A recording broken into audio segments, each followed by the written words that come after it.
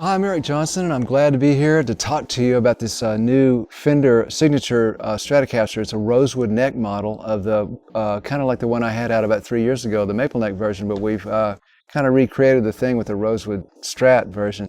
You know, ever since I was 11 years old, I've had kind of a relationship with Fender. I got my first guitar, I got a Fender Music Master as a little student model guitar, and so ever since then I've kind of had a love affair with Fender and all the cool colors, you know, and they're stuck in the sand at the beach and the catalogs and the girls. It's always had kind of a mystique, you know, and it made me want to play guitar, and I started listening to the Ventures and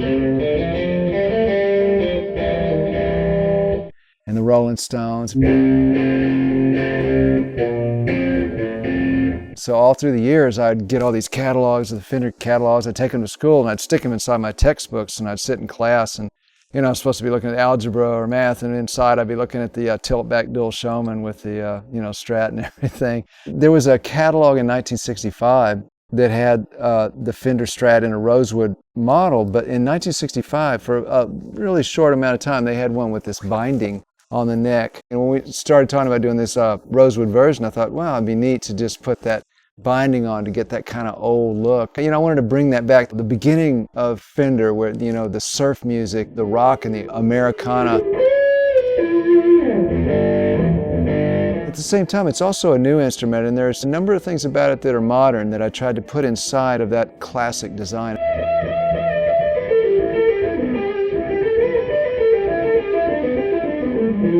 So I'd like to talk briefly about the birth of this signature Strat. Over the years, I've kind of been fortunate to own different old Strats, Rosewood Strats that I've run across over the years. And of all the Rosewood Strats that I've ever found before, this particular one right here has been my favorite one, in particularly the neck on this one. It's a 62, I think, and the neck is just right. Michael Braun and I used this neck to design the neck on the new Fender Rosewood model. I was really digging the way this one sounded.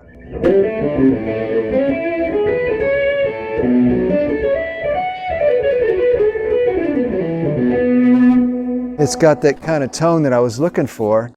And so we worked hard on this new model to basically get, you know, kind of the same sound. We're going, just kind of get the same deal going.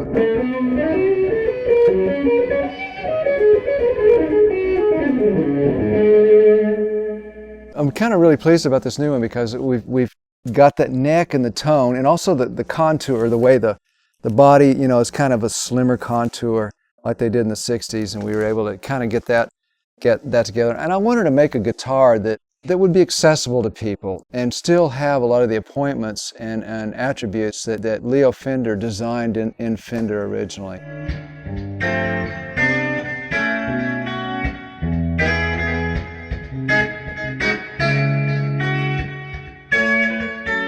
And then we put in a few extra features, like we made a flatter radius board with big frets just for playing ease and lower action. You know, we didn't do the string tree, just like we didn't do on the maple neck version a few years ago, just to keep for better tuning.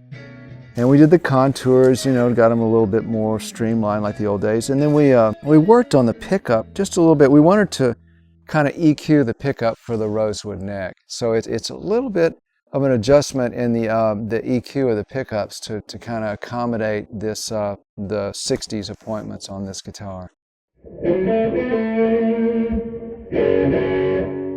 So if I had to bring up in a nutshell what's important to me on a guitar, here are the things that really are, that it stays in tune really well. And so we tried to keep this headstock not too much at an angle, and we did these keys that go at an angle incrementally from the top, the low E to the top E, so that you didn't need the string tree. So there would be less friction, so it would stay in tune better.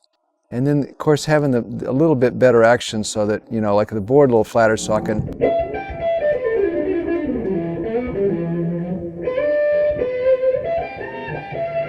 You know, without it fretting out, you know, so if I can stretch the strings a little more, if the curved board, they kind of, you know, would fret out. That's important to me.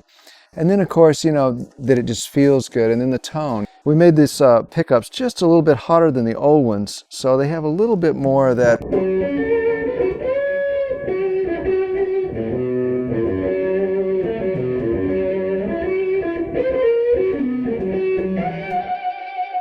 Just a little bit more gain to them.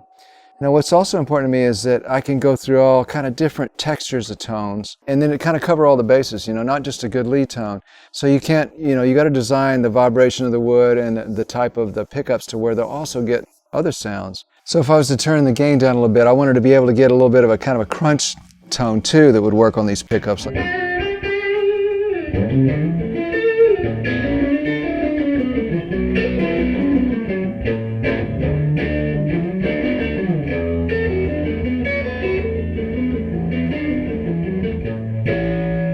I had to have it kind of work that way as well, so it wouldn't be just a, you know, a dark kind of lead tone either, you know, to have kind of best of both worlds. One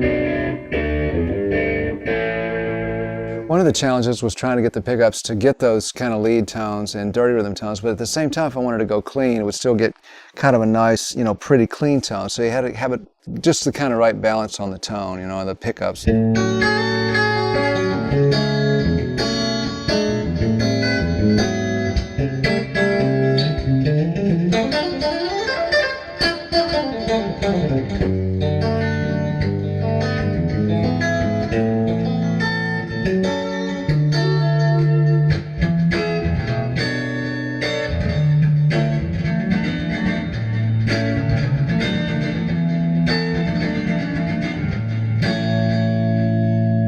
So by just adjusting the pickups just right, as well as the way they're designed, you kind of can cover all those bases.